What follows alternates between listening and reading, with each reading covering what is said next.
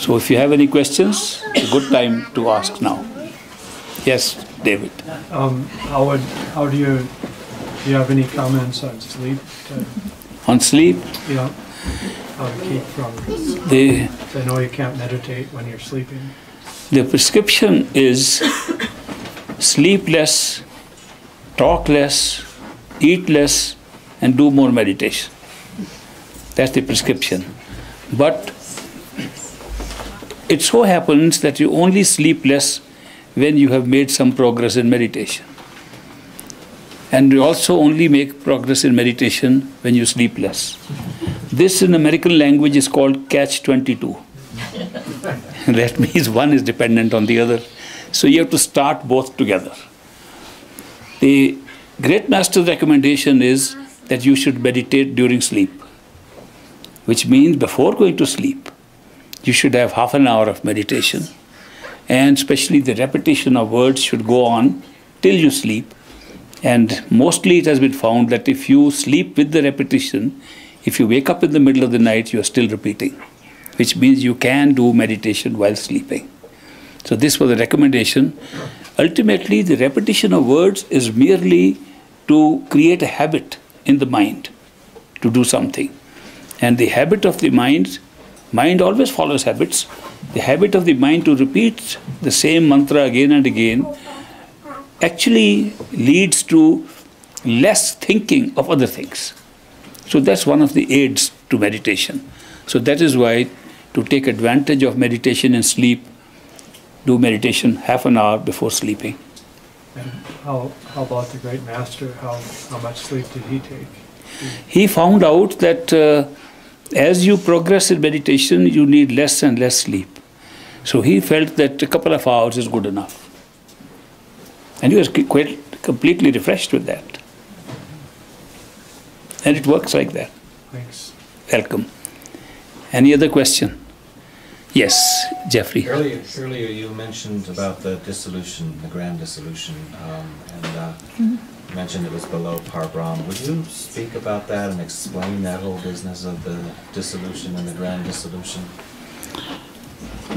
Those who have studied black holes in physics know the theory that black holes are powerful points of attraction for everything that is around them, and they pull those things towards them. They add to their mass without adding to their volume. And they can pull everything. At a certain point, they become so strong in their attraction, they can even pull light inside, as we know it. And light is pulled inside. There is a theory going on now that they can also pull gravity inside. And all forces can be absorbed in a black hole. The black hole can be as small as zero. It has no volume at all. And yet its mass is as heavy as the whole universe. Which means if you could weigh it, its weight will be several times that of the Earth and all the planets around. But if you see the size, it has no size, it's so small. The dissolution is virtually like that. When the dissolution takes place, this expanded universe falls back into nothingness. And nothingness holds it.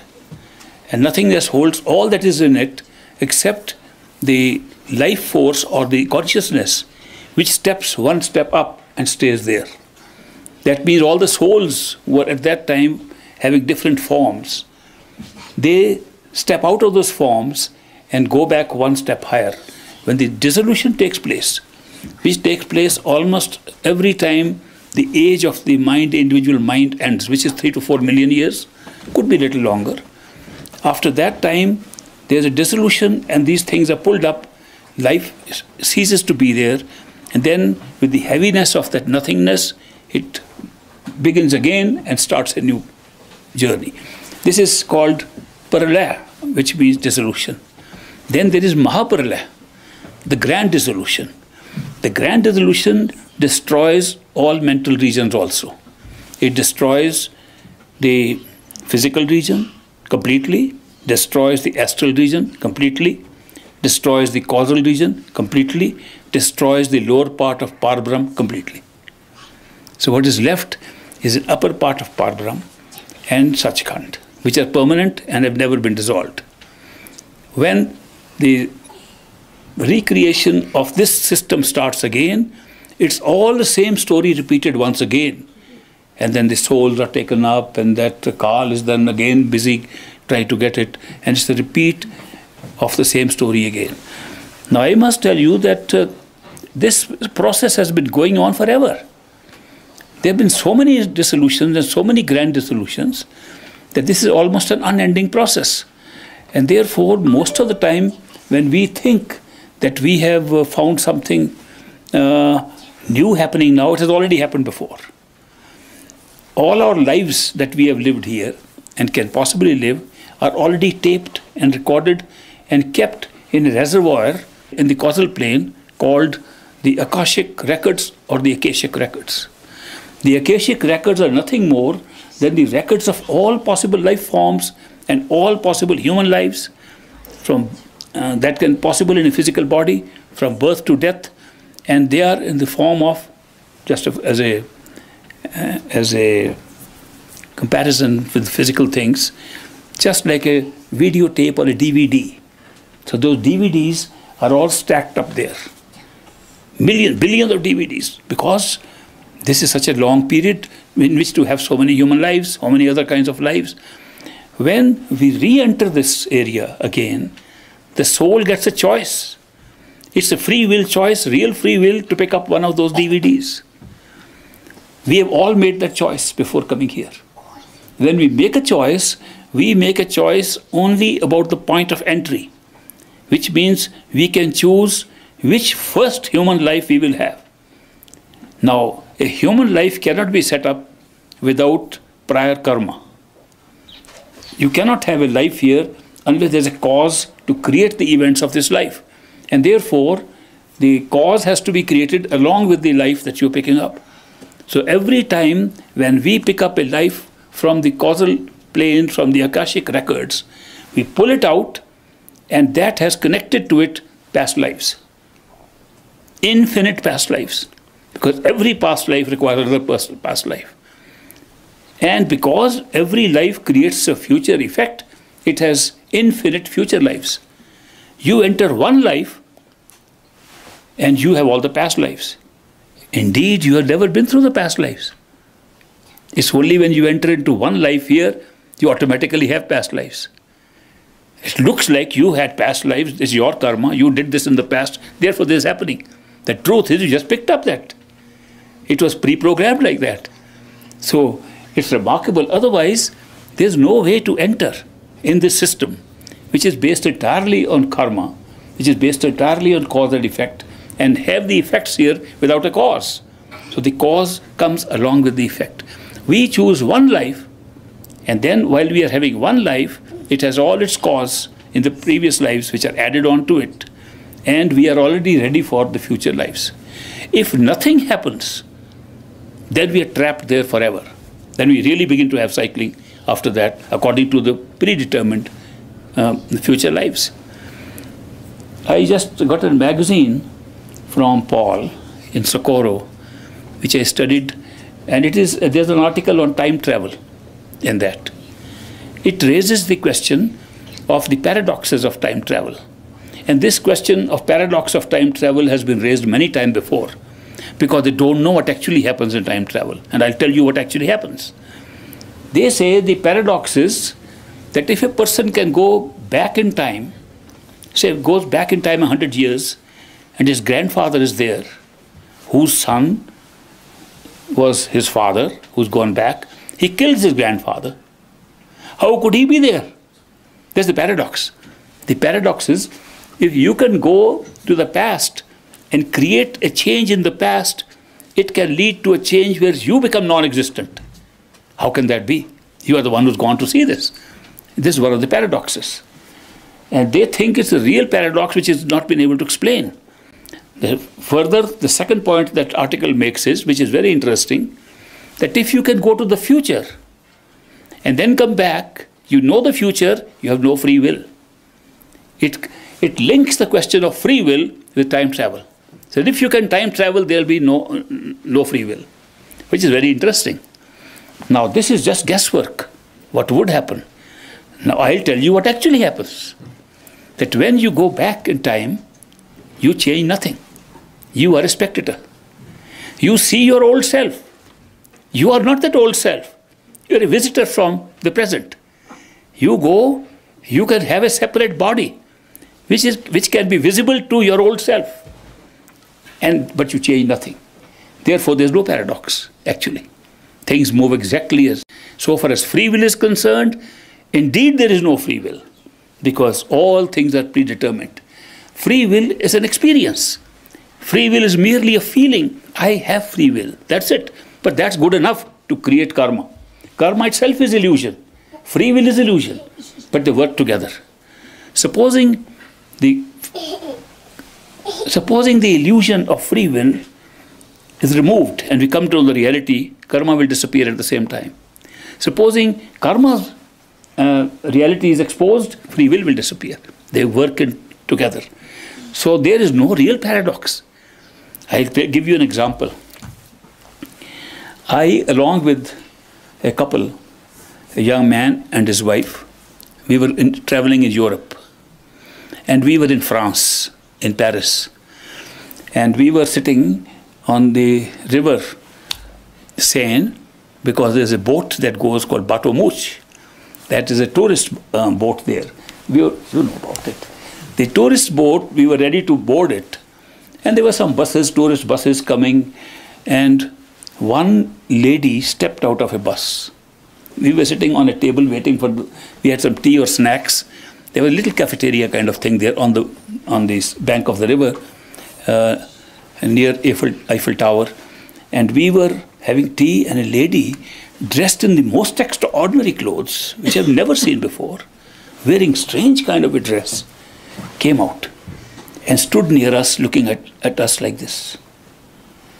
And she was staring at us. And then she stared at that girl who was sitting on the table with us. And she stared in such a way, she looked so strange, that we happened to whisper to us, looks like a time traveler. She went, after staring at us for a long time, she went back to the bus and sat in the window and did like this and disappeared completely out of sight while we were watching. This actually happened. Then we wondered, if this was a time traveler, she obviously came from somewhere in the past. From her dress, from her shape, from her figure, we tried to guess how old that state must be, how many years earlier she must have lived. And why did she come there? Why did she stare and go back? Little research revealed to us, she was the very girl who was sitting next to us, coming to see how she looks like now. How she looks like now. Therefore, this experience showed to us what actually happens in time travel is that you manifest yourself at another time period, but don't change anything. And that is why just a guest, you are a visitor to that place. So when I read that article, I said, they make a guesswork that when you go back, you become that person, so you change. That's not what happens. But if you see a movie like Back to the Future, then you think you can change and everything changes in the future. There was a conference of futurologists. There's a society called Futurology Society. And I attended one of their meetings in Copenhagen or somewhere. And they came up with a theory that we all have several futures. And depending upon what we do now, we pick up one of the futures. Very good, because they could say, if you do this, you can have that future.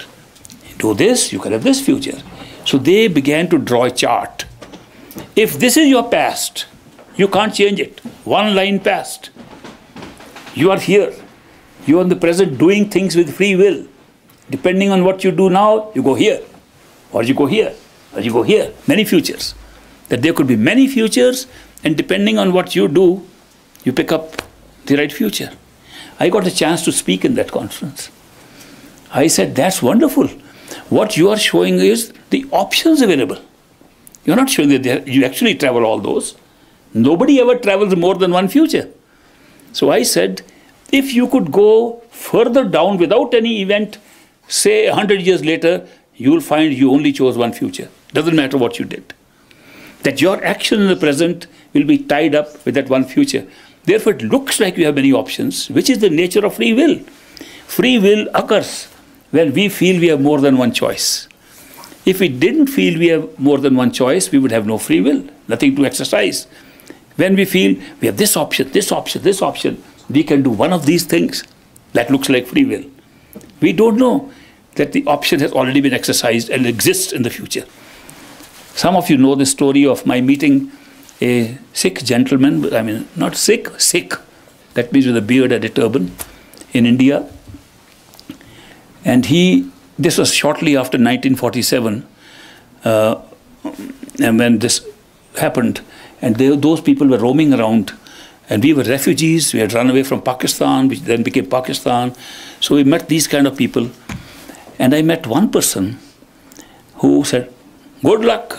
He was carrying a bag of hay on his head, and looked like an illiterate person who wouldn't know any English at all. And he said, "Good luck. I was a refugee looking around for some shelter for myself. We just come from the Dera to find some place in New Delhi." And I chastised him. I said, "You are an Indian Punjabi, I am Indian. Why do you speak English language? Say good luck. Why can't you speak your own language?" He said, "I said good luck because you have good luck." I said, "Tell me how." He said, "Give me some money." I said, "I know, that's the trick, to make some money." He said, "I didn't tell you how much. Give anything you like." I had a 1 paisa coin, which is less than 1/10 of a cent, of a penny here. And I had that in my pocket somehow. I gave him, I said, "Is that good enough?" He said, "Good enough. Put it on my tali." Tali means palm of my hand. So I put that 1 paisa, I closed the hand like this. He said, "In 29 days from today, you will get the good news for which I said good luck to you. In 29 days after that, you'll get bad luck, because you'll hear bad news. You'll hear bad news. Good luck will come by telegram. Bad luck will come by a man coming and talking to you. And 29 days after that, I'll meet you and ask you, have these two things happened? Give me the balance fee on that day. Good luck." I said, "What is your name?" "Good luck." "Where do you live?" "Good Earth." Then he went away. I didn't take him very seriously. I was searching around for some shelter, and there was my uncle's house. I went there. I told him this is what happened. I met a man like this. He said, "Oh, these people just make these kind of jokes with you, but don't take it seriously." I said, "Okay." 29 days later, I was trying to develop some business to make some money after this, moving from one country to another. I got a telegram from Dindigul Tea Company. "We have given you the whole distributorship of North India." It was a big deal. Money came just falling into my lap. I said, "In truth, this is 29 days. The man was right." I said, "Now, what about the bad one?" Then I met a doctor. I used to practice homeopathy in those days, and I met an allopathic doctor, and we decided to go and set up a multi-clinic. So we have a clinic, half of it was homeopathy, half was allopathic. So we worked together in some areas. So we set up a clinic about 40 miles outside of Delhi. And then I was visiting Delhi, and a man came from the Dera. "Great Master is dead. The 2nd of April. Exact 29 days. Great Master is dead. The 2nd of April. Exact 29 days. When I got the agency for the tea. It was a big shock. Great Master physically is dead. Of course, I knew he was in radiant form with us, but there was such a beauty of the human being that we could go meet and have his discourses and tease him, and he teased us, and all that kind of playful stuff that he did. So I said, "We'll miss him." And I felt sad, but I also marveled at the capacity of that man to predict the death of a person who had the death in his own control. The astrologers had told Great Master that you will die when you want to. How can this man know this, when the Great Master has been told by so many other astrologers that he can choose his own date of going? That was very amazing. Then I went back to the clinic, and after some time I came to New Delhi to buy some equipment for our clinic. So I was standing near a big medical store buying equipment. I came out, and a man hit me on the back like this. Turned around, same man. He said, "There's a third 29th day. Give me the fee." Amazing experience. I said, "How do you do this stuff? I'm willing to give you. Here's $5. He said, "No, that's not enough fee. Didn't you see what I did?" I said, "You know, I'm a refugee, I'm a displaced person. I don't have much money." He said, "You're 75 in that pocket." I said, "You are such a guy. Am I so transparent for you?" Anyway, I gave him a little more money. And I said, "Please, I'll give you money, but tell me how you do it." He said, "We are a special class of yogis. We are called Bhatras. And we Bhatras learn how to predict a few things. And they come to us automatically when we see a person. But then after that, we are not astrologers. We can't predict anything else except what comes to us at that time." I said, "It's amazing kind of a gift you have. You proved your point." Anyway, I went for a military interview, Navy interview. So I was going to join the Navy, then my brother got into the Navy, and I said I won't join. And I was coming out of a naval interview, and I met another Bhatra like that in Lucknow, another town. He came, and I said, "This guy looks like the same one." He's not the same one, but he looks the same one, same kind of loose turban and so on. He said, "Do you have a piece of paper?" I said, "Yes, sure." I took out a piece of paper. I had just come from an interview. I had my bag with me. I said, "Here's a piece of paper." He said, "Pen?" "Sure, here's a pen." He looked at me like this on my eyes and began to scribble something on it. And he kept on scribbling on this piece of paper. Then he folded the paper. Then he said, "Hold the paper in your hand." So I put the paper in my hand. He said, "Now write any number between 1 and 10 on another piece of paper." I said, "I know what he has done. He just put the number 5 and want to say I was right." Because most people, when they are told to write a number between 1 and 10, the first number that comes up is 5. And I said, "My lucky number is also 5. And he can easily guess that. I can't write 5. I want to prove him wrong." So I wrote 3. Then he said, "Write the name of a flower." I knew these tricks people try even in social meetings, and they can guess we would write a rose. A rose is the commonest for flower there. And I said, "He's expecting me to write rose. Let me think of a flower that he may never have heard of. There's a rare flower called chameli. Chameli, chameli." So I wrote chameli. He said, "Write your date of birth." I wrote my year of birth, 1926. "Oh, you only written the year. Write the full date." So I put down after that, November 26. He said, "Now open the paper I gave you." I opened the paper, which he had written much earlier. He said, 3 chameli, 1926, November 26. Exactly in that order. I was stunned. I was stunned not because he could guess. He could guess before I had thought. He guessed what I will be thinking later. Proved to me absolutely there is no free will. I thought I was using free will to make those decisions. The man knew beforehand how I will exercise my free will. And then he laughed at me and he said, "Shall I tell you more?" I said, tell me. I was already in a state of disbelief almost. How can this happen? He said, "You know, you said everybody between 1 and 10 writes 5. I write 3. Everybody think they'll write the word rose and I'll write chameli." When he said that, I said, "Please tell me, how do you do this?" He explained to me he was a Bhatra like the old one, the first one. And he says a very dwindling group of people, and we have learned this kind of yoga, that we know everything is predetermined and we can read a little bit of the future. But not much. Some people can read some events, some people can read what will happen in your mind in the next 5 minutes. I could read that. The main thing that occurred to me at that time is, how can there be any real free will if another man can know it before I even think of it? But I thought I acted freely. he also knew how I will act freely. This is exactly the position.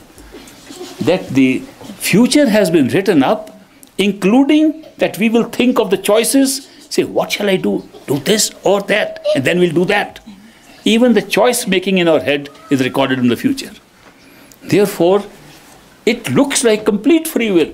It looks like making complete choices, but the whole thing is written up. Therefore, there's nothing wrong in that article in the Discover magazine that he showed me, which says if future time travel is possible and you can come back, there's no free will, because you can see what's going to happen, which is actually true. So the mystics tell us that the future, the past, and the present don't occur one after the other, they all occur simultaneously. That the past and the present and the future have all been laid out at one time. Not that one will follow other. They are one time, and we are already time traveling on that and going one event after another event, thinking that things are happening as we go along. They happened before. They all happened at once. In a single moment, the whole thing was set up. And now we are moving on it. And therefore, there is no real free will, but the experience of free will.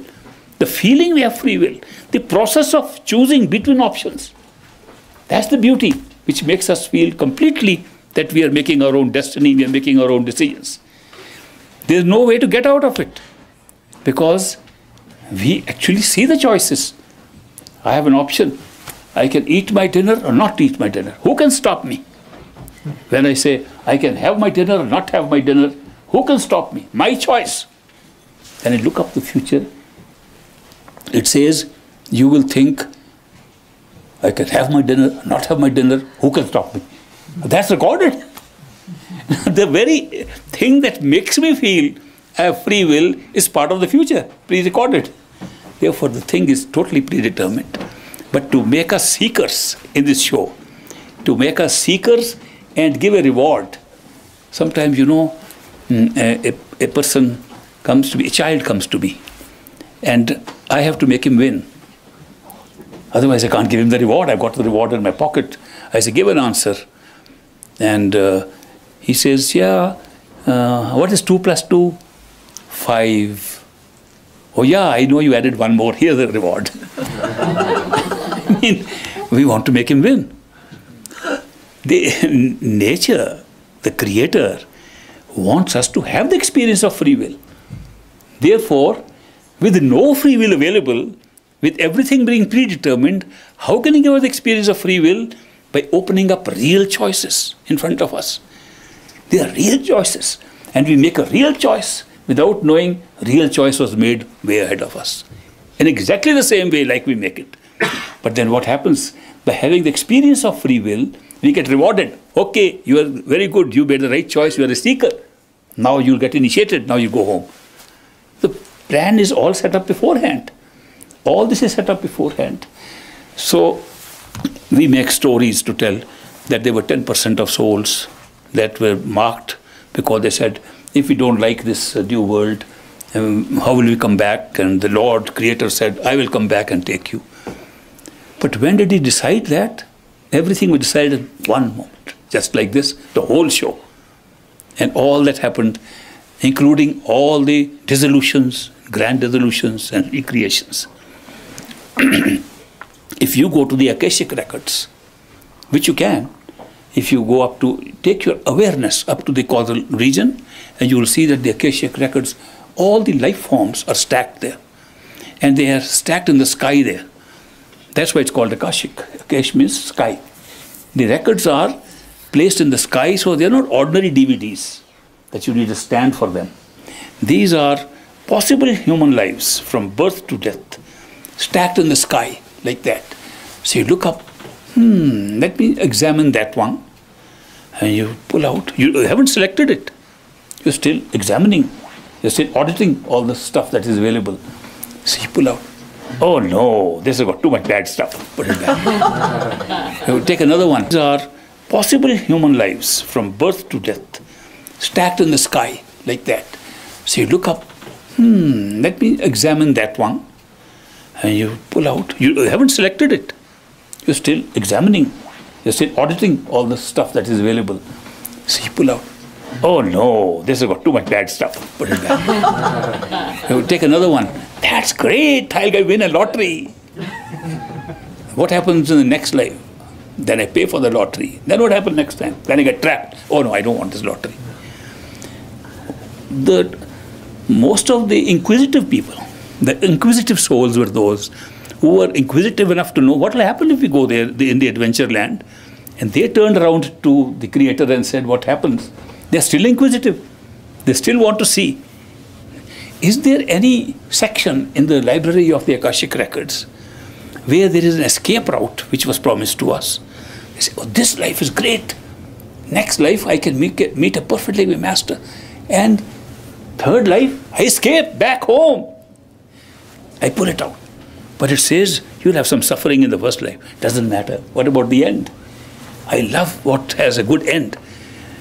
Some people tell me, if we picked up our own destinies, if we are the makers of our own destiny, why did we pick up poverty, disease, illness, so much problem here?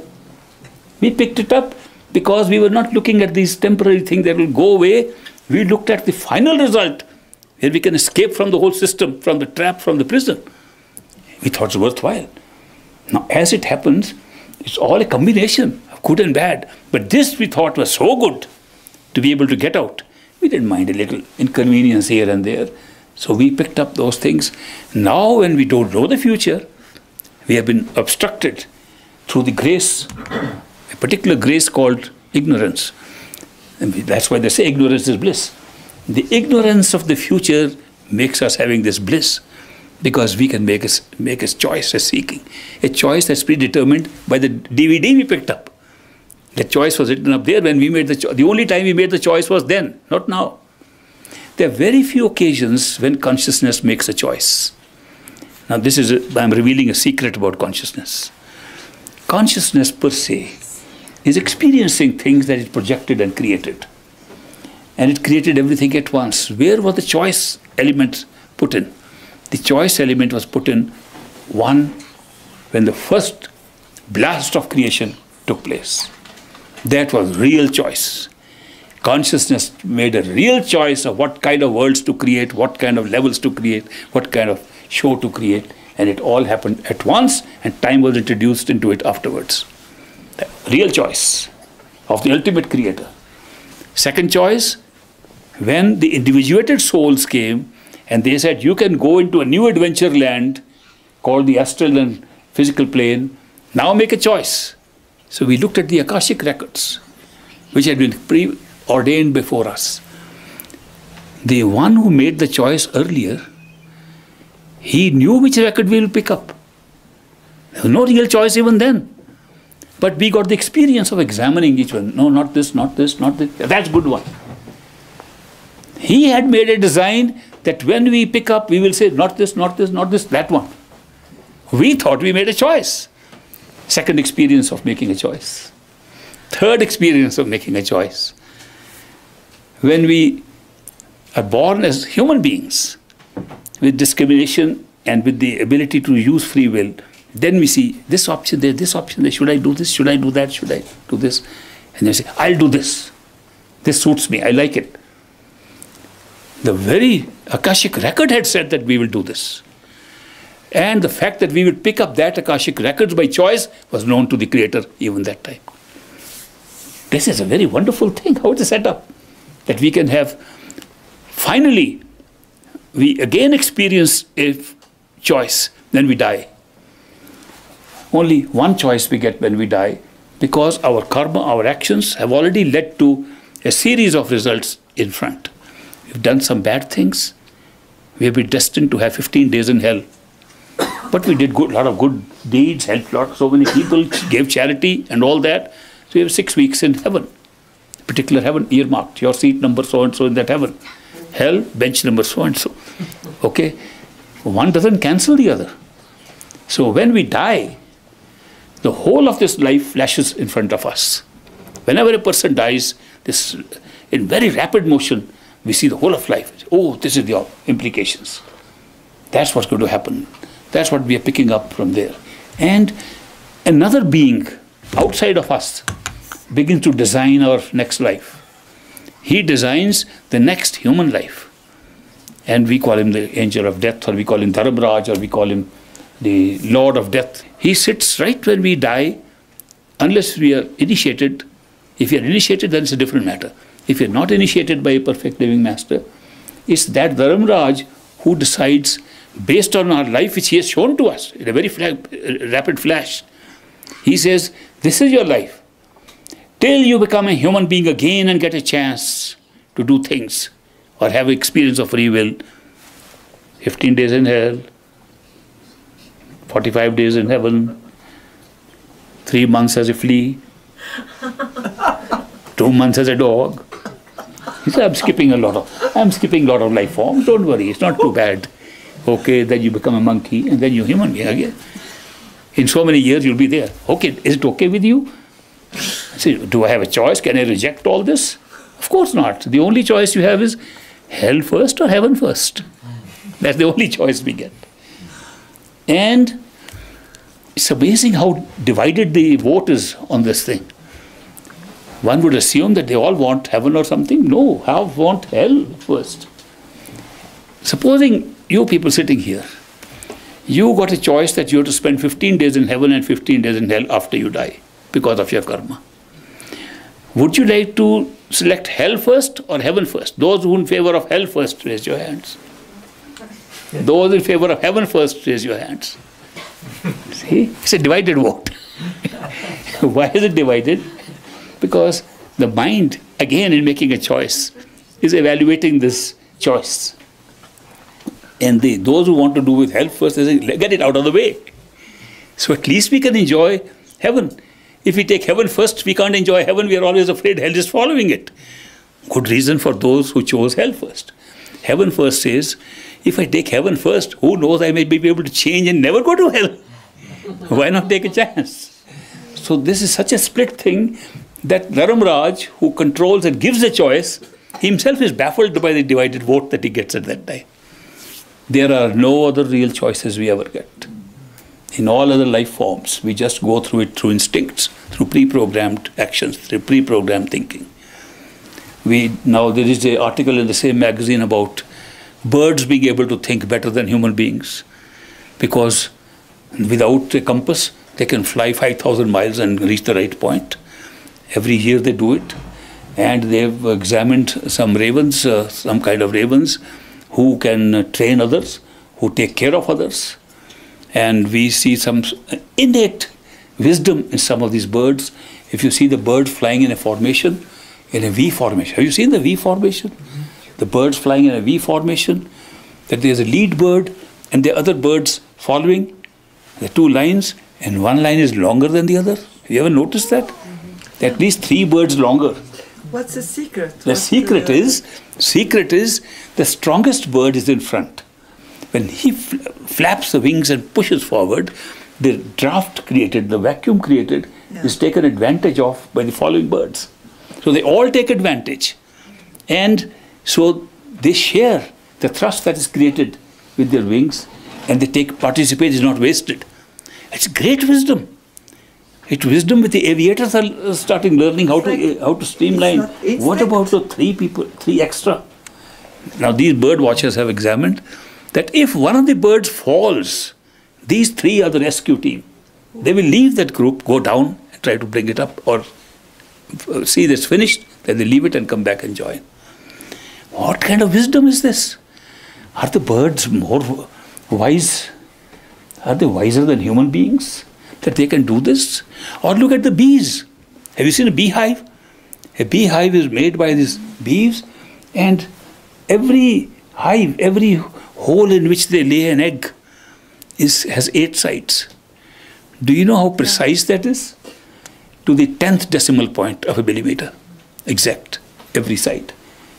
They have no measuring tools. How can they be so precise? We have a difficulty to make things like that with our scientific equipment. How are the bees making it? Look at the hive very carefully. The beehive.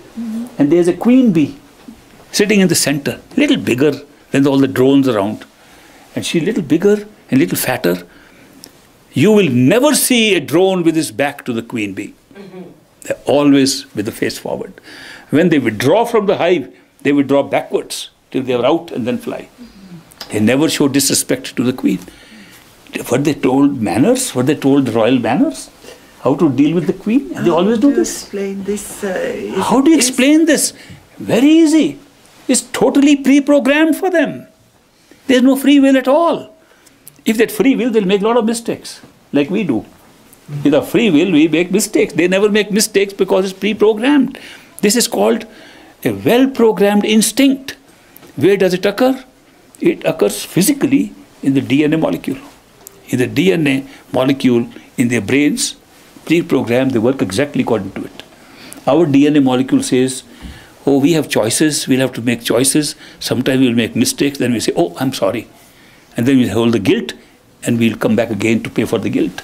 So human beings alone have that experience of free will. No animal, no bird, no insect requires free will, because they all go according to the pre-programmed computer program put into their DNA, and they're working out. No animal, no bird, no insect requires free will, because they all go according to the pre-programmed computer program put into their DNA, and they're working out. Even angels, gods, rulers of higher planets, including the ruler of the astral plane, the ruler of the causal plane, have no free will. How can you imagine that? Human being has free will, or the at least experience of free will, and the ultimate creator has real free will. Both are free will. Now this seems to put human beings very high. You know, we are like the creator, we are made in the same image. So far so good. I'll give you a secret now. A secret knowledge. The secret knowledge is that when the human being exercises free will, he's never separate from the creator. Therefore, he's never separate. It's an illusion of separation. Therefore, it's also the illusion of free will, but the free will is real because the creator's free will is happening at the same time. So therefore, when we say it's an illusion of free will, we can also say at a higher level, there is no illusion, it's a real free will. The free will of the creator is being translated at that time through the individual. So this side is secret. Most people don't know that although we teach people this is only illusion, it's not really illusion, because so long as we accept that we are separated from the creator, free will is illusion. When we find out we were never separated from the creator, free will becomes real. It's the creator's free will that's working, not any separation. There's no separation. So look at it from both points of view. And this spiritual knowledge is not revealed very often. You don't see too much of this discussion in the books or scriptures even. Yet perfect living masters have been able to explain these things. So that is why they have answers to all these delicate questions. The only thing is that if an answer is given to one question at a certain level, that the creator alone has free will, that's speaking from the creator's level. If you speak from this level, oh, creator has free will and we have the illusion of free will. That's correct. Both answers are correct depending upon where we are asking the question from. So, this is the beauty of this creation and the beauty of knowledge, the beauty of awareness, the beauty of meditation. That through meditation you can go through all these stages and discover the truth. What happens if you find out the entire truth? That means from here, as human beings, right up to the awareness of a creator.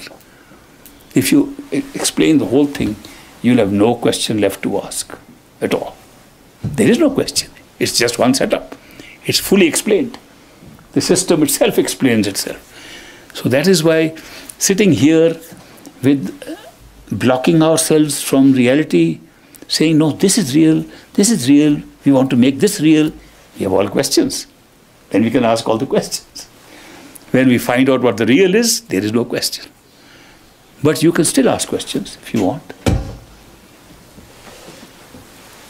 They say in something like 1 year they will find a substitute to the earth, the scientific, I read something about it. Is it possible? I also read this. On the internet. But I read these things before also. I read many things that they write like this. They say now they are not far from No, setting. it's 2012. So, right? yeah.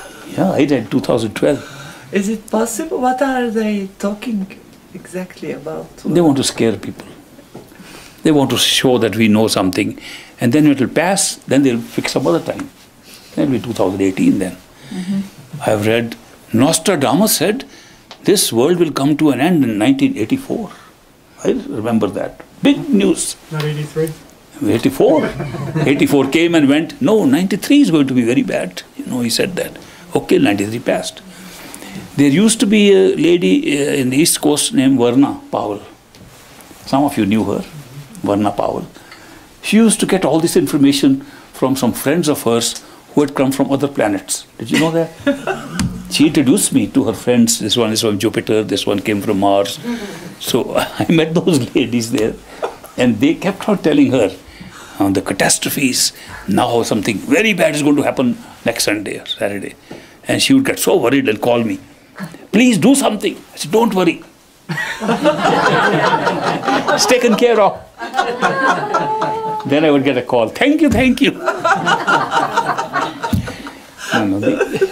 Nothing is going to happen. Yeah. It's very interesting. Scientific from Harvard, and I don't know, you know it. Of course, it is true that one day there will be a collapse of all this. There is a good description that there will be this planetary system, this cosmic system as it exists will dissolve. I'm myself saying there will be Purlaya.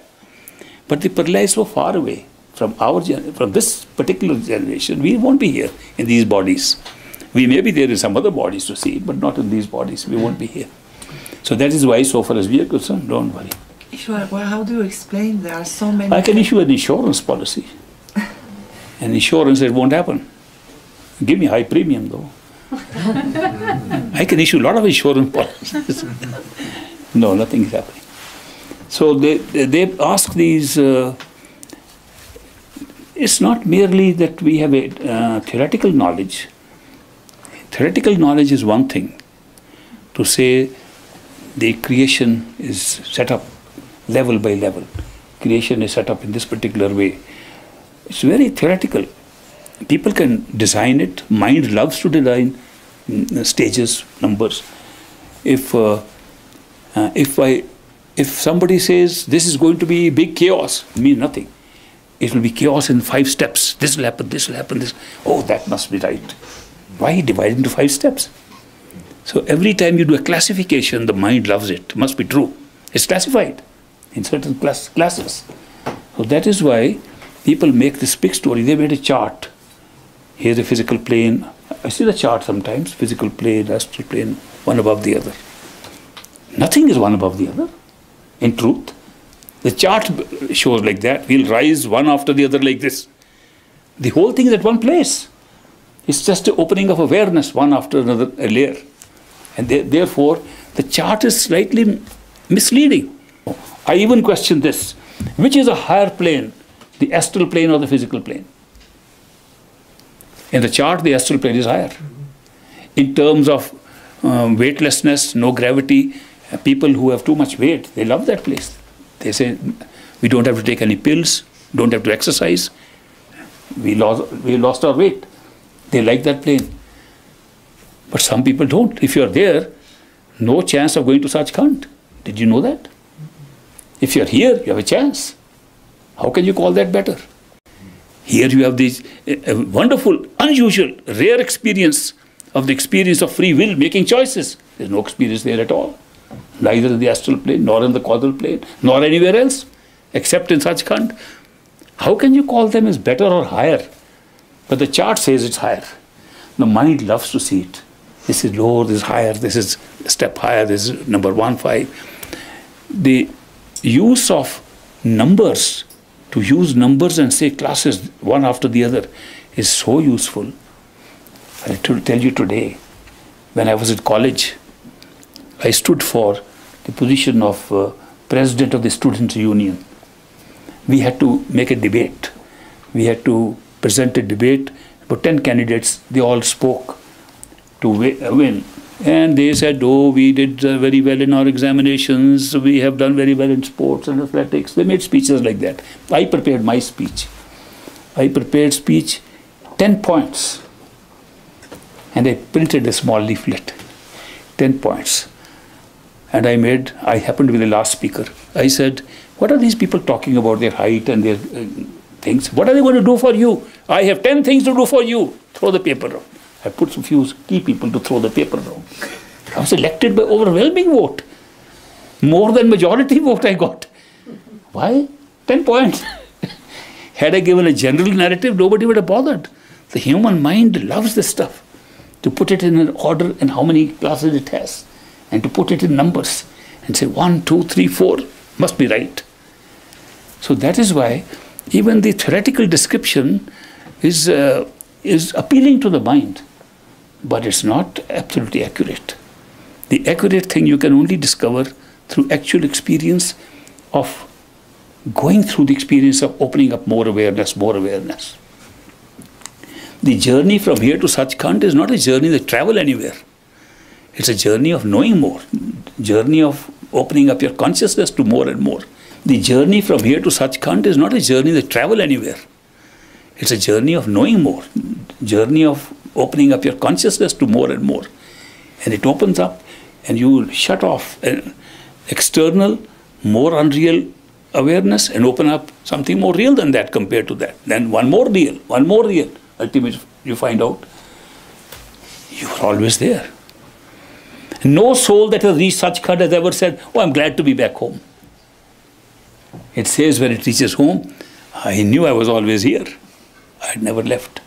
I only left my awareness of this place, and I've regained my awareness. The spiritual journey is to regain your awareness of where you really always have been, because that place is indivisible. That place cannot be divided, cannot be taken away, cannot be modified. That place is fixed. Only illusions can be created that you are somewhere else other than that, while you're sitting right there. This question was asked of me in 1963 or 62 when I came here first in this country, spoke in a church. And somebody asked this, if it was so good there in our home, why did we leave the place anyway to come into this rotten place? And my answer coming straight away was, we never left. We just covered ourselves with new experiences. We never left anything. We're still there. If we had left, we would be dead. All our strength is coming from being in Sachkhand.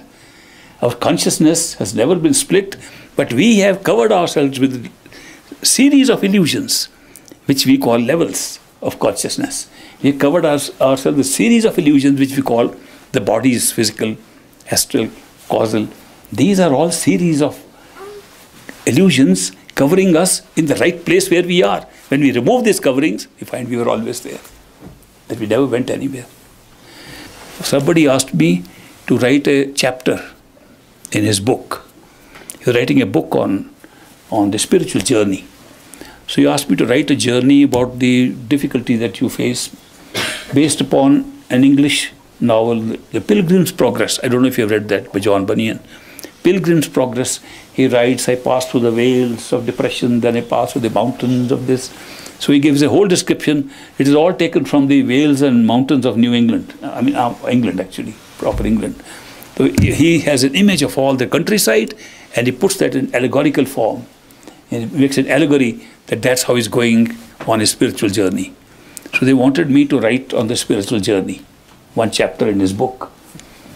So I said it will have to be a very small chapter. No, it's a long journey. I said, not very long. This is how long do you think? It's very small. I said, it's all right here.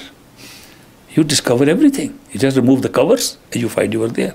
How can I write about a journey? They said, all right, forget about the journey. Write about the spiritual path. Can you write a couple of chapters on that? I said, that's too much. I can write a small one. How big? About a few pages? I said, no, that's too long. I said, can you write something on what a spiritual path means? It has to be very short. You mean you write just a paragraph? Oh, no, that's too long. A sentence? That's too much.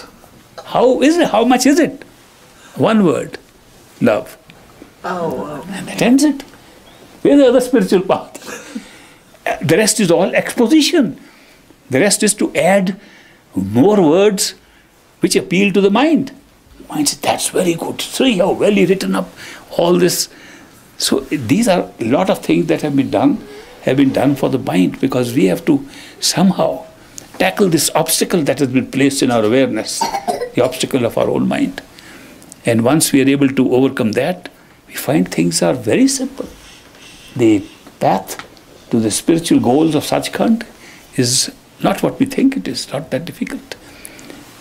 The other thing is, by a strange thing, when we look at a destination from one side, it looks very different than from the other side. We look up and say, where is that? And from the other side, we look nothing, because it's very small, very little. We have some telescopic defect in our vision, that it looks very, we are holding the binoculars the wrong way. Have you ever had the binoculars, in one way you hold, things come near. You hold the other way, they all goes away, far away. It is a binocular effect. It's the reverse binocular effect, that we think it's very far away where we have to go. And when we go there, this wasn't far at all. So the vision of the spiritual journey from the two ends is very different. Anyway, thank you very much for your questions and my long answers. Tomorrow is a free day, you enjoy yourself. Go wherever you like, and there is a lot of nice places, and Paul and Peggy will give you many options. At least think there are many options. When you've traveled, you'll find you could only go to one place. Just be determined. But good, it looks like you have a choice. At least he'll give you the options. You'll pick up the option and go and say, was there really another place I could go? Let me see the Akashic records. That was the only place you could have gone. Thank you very much. God bless you. Good night.